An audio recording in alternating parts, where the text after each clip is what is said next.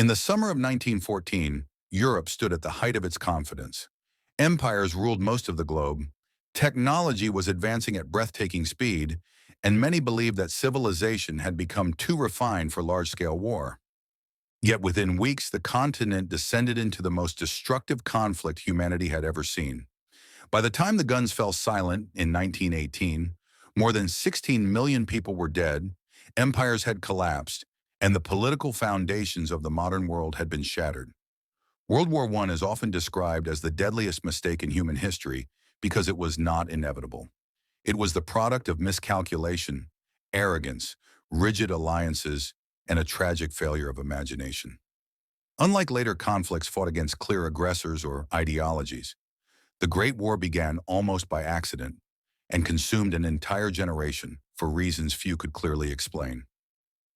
A Europe primed for disaster. 1. The Alliance Trap. By 1914, Europe was divided into two armed camps: the Triple Entente, Britain, France, and Russia; the Triple Alliance, Germany, Austria, Hungary, and Italy. These alliances were meant to preserve peace through balance, but they created a system in which a small conflict could trigger a continental war. When Archduke Franz Ferdinand of Austria-Hungary was assassinated in Sarajevo in June 1914, what should have been a regional crisis became a chain reaction.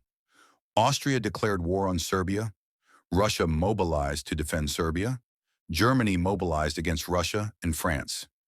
Britain entered to defend Belgium. Within days, diplomacy gave way to unstoppable military timetables. 2. Militarism and the cult of war. European leaders had spent decades glorifying military power. Generals believed modern wars would be short and decisive. Crowds in Berlin, Paris, Vienna, and London cheered as soldiers marched off, convinced they would be home by Christmas. No one in power understood that industrial technology, machine guns, heavy artillery, barbed wire, had made defensive warfare overwhelmingly dominant. The result would be slaughter on a scale the world had never imagined. 3. Nationalism and imperial rivalry. Empires such as Austria-Hungary and the Ottoman Empire were fragile, held together by force over many nationalities. Nationalist movements in the Balkans, Poland, Ireland, and the Middle East destabilized these states. At the same time, Germany, Britain, and France competed for colonies and naval supremacy. This toxic mix of pride and fear turned diplomacy into a zero-sum game, the industrialization of death trench warfare.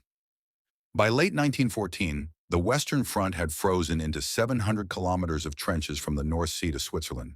Soldiers lived in mud, rats, and constant shell fire. Attempts to break the stalemate produced unimaginable carnage. The Somme, 1916, 1 million casualties, 60,000 British soldiers lost on the first day alone. Verdun, 1916, 10 months of fighting for a few kilometers of ground, 700,000 casualties. Passchendaele, 1917, men drowned in liquid mud while shells exploded around them. New weapons, new horrors. World War I introduced mechanized killing. Machine guns mowed down waves of infantry. Poison gas burned lungs and blinded soldiers. Tanks and airplanes turned the battlefield into a modern hell. Submarines brought war to civilians at sea. For the first time in history, technology advanced faster than morality or strategy. A global catastrophe. Although centered in Europe, the war spread worldwide. Colonial troops from India, Africa, Canada, Australia, and New Zealand fought in distant lands. The Ottoman Empire's collapse led to atrocities such as the Armenian genocide. In 1918, the movement of armies helped spread the Spanish flu, which killed more people than the war itself. Civilians starved under blockades, cities were bombed from the air, and entire societies were mobilized for total war. The Poisoned Peace. The fighting ended in November 1918, but the peace created new disasters. The Treaty of Versailles. Germany was forced to accept. Sole blame for the war, massive reparations, loss of territory, and military power. Rather than reconciliation, the treaty bred humiliation and economic collapse. Out of this environment rose Adolf Hitler and the Nazi movement. Collapse of empires. The Russian Empire fell into revolution and civil war, producing the Soviet Union. Austria-Hungary and the Ottoman Empire disintegrated, leaving unstable new states. Borders drawn by victors in the Middle East planted conflicts that still burn today. The war to end all wars directly paved the road to World War II, the Holocaust, and the Cold War. Why it was the deadliest mistake? It was avoidable. No nation in 1914 faced an existential threat that required total war. Leaders chose escalation over compromise. It solved nothing. The issues of nationalism, insecurity, and rivalry were not resolved, only postponed. It destroyed faith in progress. The 19th century belief in reason and civilization died in the trenches. It normalized total war. Civilians became targets. Ideology became justification for mass killing. It shaped a century of violence. Fascism, communism, decolonization wars, and even modern Middle Eastern conflicts trace roots to 1914 to 1918. Part 2. The Human Wound That Never Healed. The war beyond the battlefield, histories of World War I often measure the catastrophe in kilometers of trenches or numbers of dead. Yet the deepest damage was psychological and social. The war invaded every home, every family, and every belief Europeans held about themselves. 1. A generation lost more than soldiers died. An entire generation disappeared. In France, 1 in 5 men of military age was killed. Britain lost a generation of poets, teachers, engineers, and workers. Germany and Austria returned millions of broken survivors to shattered economies. The phrase lost generation was not poetic exaggeration. Towns had no young men left to marry. Universities had empty lecture halls. Farms were worked by widows and children. Europe in 1919 was a continent of black clothing and missing fathers. 2.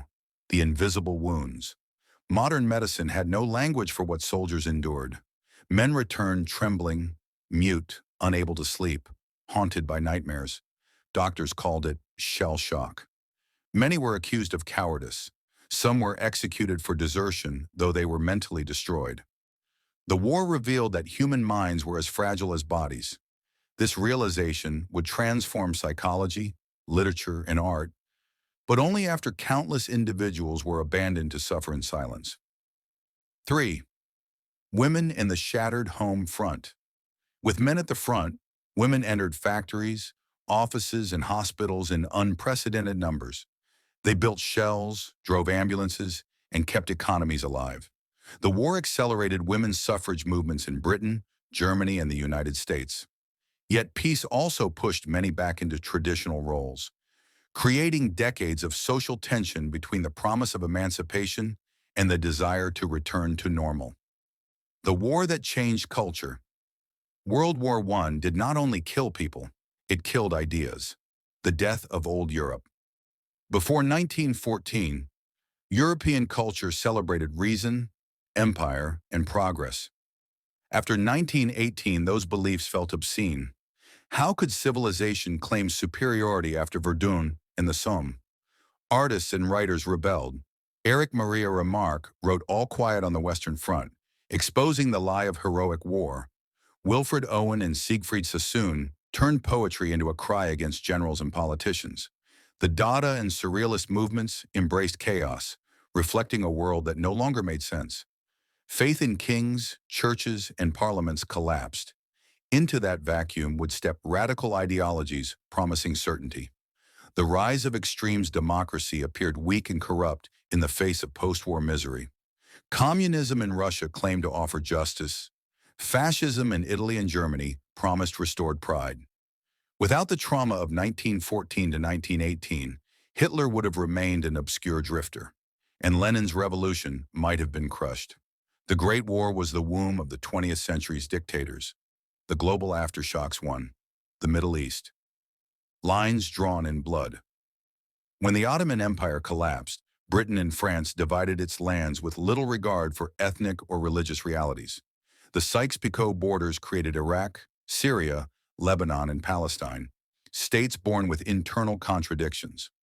Many of today's conflicts, from Israeli-Palestinian tragedy to instability in Iraq and Syria, are direct descendants of decisions made by exhausted diplomats in 1919.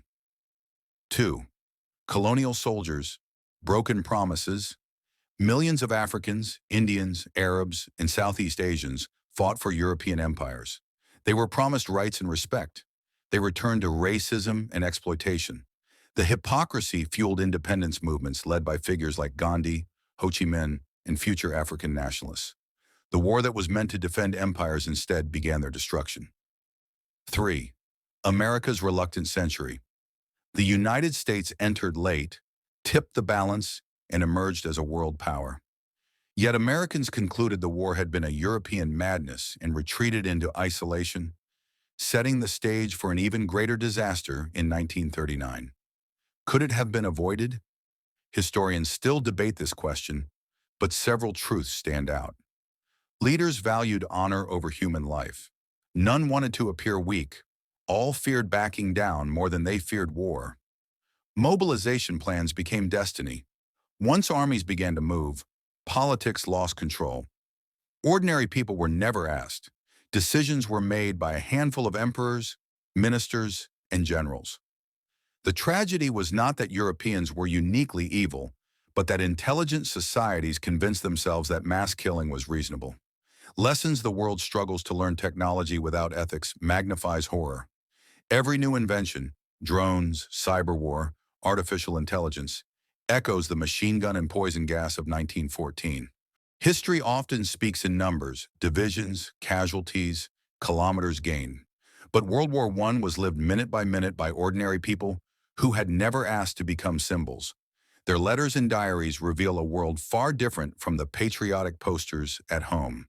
The soldier's reality won. Arrival: most recruits imagined adventure. Instead, they found mud.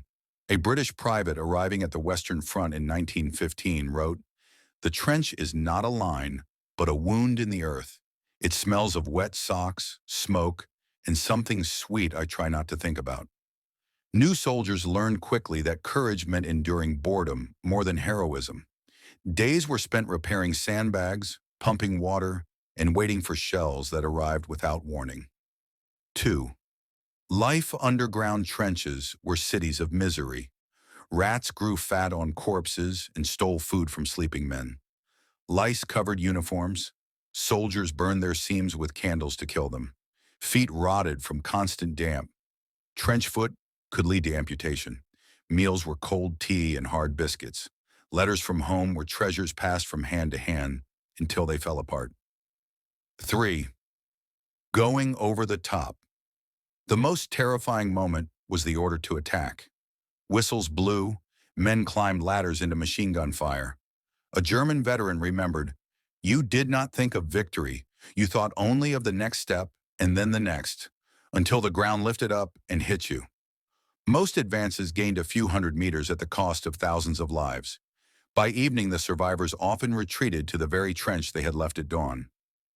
Nurses, the other army behind the lines. Another war was fought by women in hospitals from France to Egypt. Nurse Edith Appleton wrote in 1916, "We no longer ask their names. There are too many. We learn the wounds instead.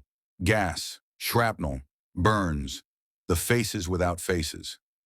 Medical staff pioneered blood transfusions, plastic surgery, and psychiatric care. Yet they felt powerless before the flood of broken bodies. Many nurses suffered trauma equal to the soldiers they treated. Children of the war. While adults fought, children grew up quickly. In Berlin and Vienna, they queued for bread that never came. In northern France, entire villages lived in cellars. Armenian children marched into the Syrian desert during deportations. For them, the war was not politics, but hunger, absence, and fear of the postman bringing a black-edged letter. The Christmas that failed. In December 1914, soldiers on parts of the front briefly stopped fighting. British and German troops sang carols, exchanged cigarettes, and even played football in no man's land. Generals were horrified. Fraternization proved that the enemy was human. Orders soon banned such meetings, and the killing resumed with greater efficiency. The moment remains one of history's most tragic what-ifs. The breaking point. By 1917, exhaustion reached its limit. French armies mutinied after the disastrous Nivelle offensive. Russian soldiers overthrew the Tsar and went home, sparking revolution. Italian troops fled at Caporetto. The British faced unrest in Ireland and India. Yet leaders continued to promise final victory, feeding more divisions into the furnace. The last year, America's entry in 1917 brought fresh manpower, but also signaled that Europe could no longer solve its own war. Germany's spring offensives of 1918 nearly reached Paris before collapsing. In autumn, the empires began to crumble from within. Soldiers who had survived 4 years suddenly realized they might live, and wept at the thought. On November 11, 1918, the guns stopped. Many veterans said the silence was more frightening than the shells. What the witnesses taught us. From thousands of testimonies, a few truths emerge. Heroism was mostly endurance. The bravest act was remaining human in an inhuman place. The enemy looked like a brother. Hatred had to be manufactured by propaganda. No one felt like a victor. Survivors spoke of relief, not triumph. Bridge to the future. These voices explain why the peace was so fragile. A society that had seen such things could not return to 1913. The men who limped home carried anger and disillusionment. Their children would inherit stories of betrayal. From this soil grew the next catastrophe. A victory no one could enjoy. When the armistice was signed on November 11, 1918, church bells rang across Europe. Yet the celebrations were strangely hollow. 4 years of industrial slaughter had left societies too exhausted to feel joy. Trains brought home men missing eyes, lungs, and hope. Cities were filled with widows dressed in permanent black. The victors spoke of building a new world, but they were guided more by grief and revenge than wisdom. The peace they designed would carry the DNA of the next disaster. The Paris Peace Conference, Dreams and Vengeance. In 1919, leaders of the winning powers gathered in Paris. 3 men dominated the negotiations. Woodrow Wilson of the United States, idealistic, preaching a League of Nations in self-determination. Georges Clemenceau of France, hardened by seeing his country invaded twice in 50 years, determined to cripple Germany forever. David Lloyd George of Britain, torn between promising justice and protecting British interests. Germany and the defeated nations were not invited to negotiate. They were summoned only to sign. The birth of the Treaty of Versailles. The treaty demanded that Germany accept sole responsibility for the war, Article 231, the War Guilt Clause, pay enormous reparations it could not afford, surrender territory, colonies, and its navy, limit its army to 100,000 men.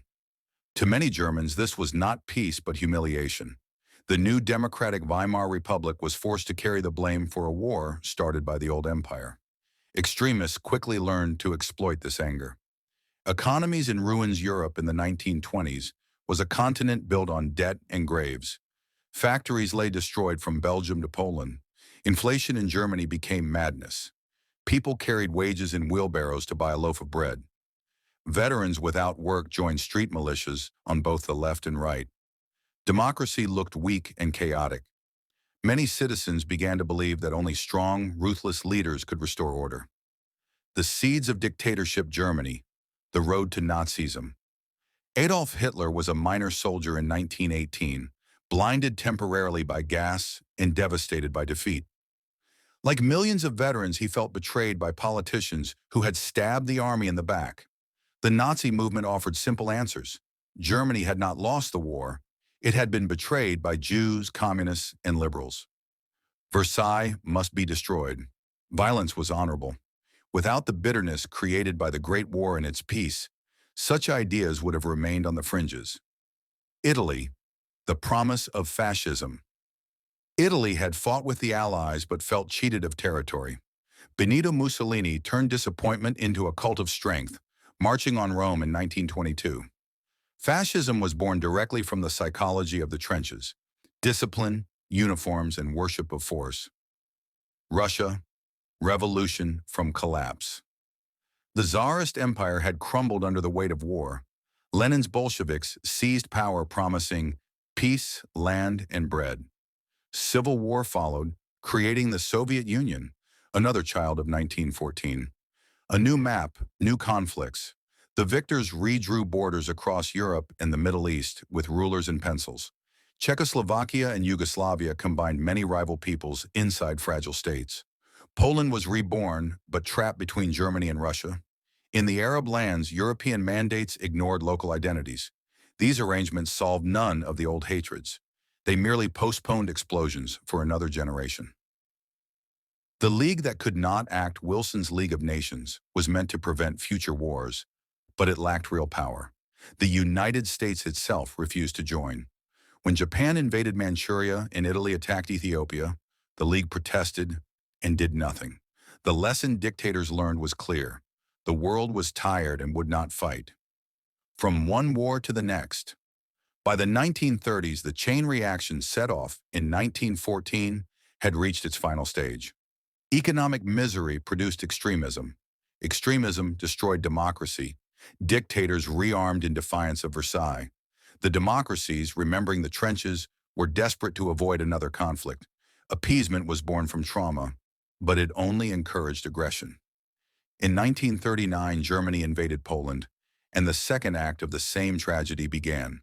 Why the peace failed. The post-1918 order collapsed for several reasons. It punished rather than reconciled.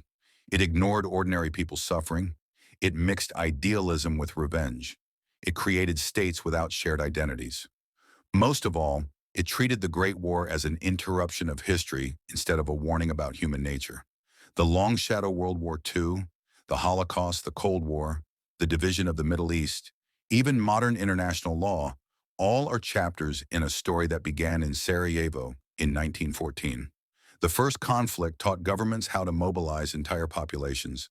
The second used those lessons with even greater cruelty. Thus, the deadliest mistake did not end in 1918. It echoed through the entire 20th century. It is tempting to see World War I as a storm that had to break, but the crisis of 1914 was filled with moments when different choices might have saved millions. The tragedy lies in how often leaders stood at open doors and chose the corridor that led to the trenches. Missed chances for peace won. Sarajevo did not require a world war. After the assassination of Archduke Franz Ferdinand, Austria-Hungary could have accepted Serbia's offer for an international investigation. Serbia agreed to almost every demand in Vienna's ultimatum. Germany could have urged restraint instead of giving its famous blank check of unconditional support.